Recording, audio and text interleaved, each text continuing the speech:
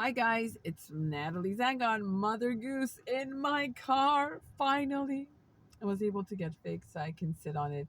And today's the first day driving it after a long time. And here goes with my video. So today we wanted to do a video about our dear fathers, husbands, but like referring to them as fathers, and the significance of what their interaction does to the family dynamic. So many people assume that kids that get traumatized or damaged are the ones that come from, first and foremost, divorced home.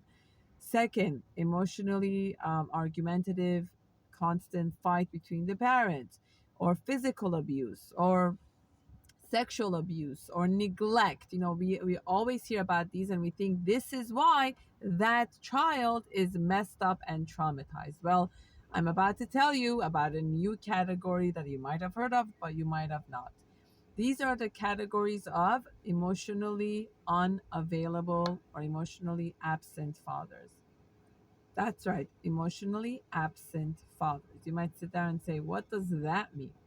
That means these are fathers who are extremely hardworking financially to provide financial income for the family. Some of them can even become workaholic. They spend so much time at work or excessive amount of time at learning and this and constantly escaping and leaving the house dynamic. And even when they're there physically, but not emotionally. Emotionally unavailable fathers create a lot of anxiety and trauma in children because the child thinks, I'm not valuable, I'm not worth it, I'm not important. And that is why my father has no interest or desire to spend time with me, to make eye contact with me, to talk to me, to notice me, to recognize me.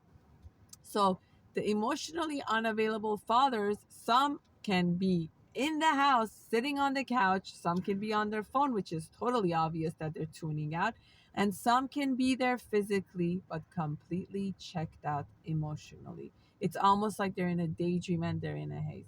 And guess that's teaching the child. I'm not important. I don't matter. I don't exist. And this can also be with the wife, that they're in their bodies, they're present inside the house, but there is no relationship happening. And what do you have to do? You got to unlearn. You got to unlearn everything you saw growing up and teach your kids new skills. Every morning we wake up and we say the tefillah of Moda'ani. We thank Hashem for being here and we thank him for everything that he gave it us. But how do you daven? You got to be present. You got to be in tune. You got to be here and now. So when you want to do that well with Hashem, you got to first and foremost start it with your own family, with your own people that you're living in your house with your spouse and your children. Children pick up the energy of the house. Children pick up what's happening, pick up the stress, and pick up everything else. We as parents have an obligation once we make a choice to be available, well, once we make a choice to have children, that to be available for them emotionally. It's not child rearing, it's not just about providing food, shelter, and clothing. The end, you're done, check out. No, they need us emotionally. They need our presence. They need our sense of self, especially from fathers. Many mothers, because of the emotional biological drive, it comes to them a bit easier. But again, women can become emotionally detached and unavailable. We'll make another video about that, but this is about the fathers.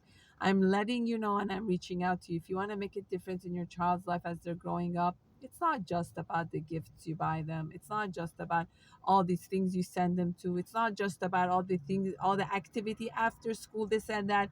It's about you. It's about your time, your presence, your engagement, your sense of self, you as your neshama being present and a space for them to exist.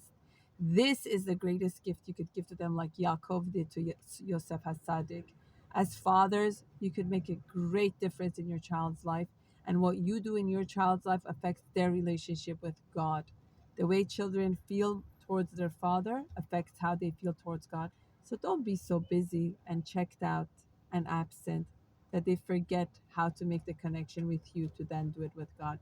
You owe it to yourself and your children. Even if you didn't see it growing up, today, this second is the time for you to make the change. Be emotionally available, not absent.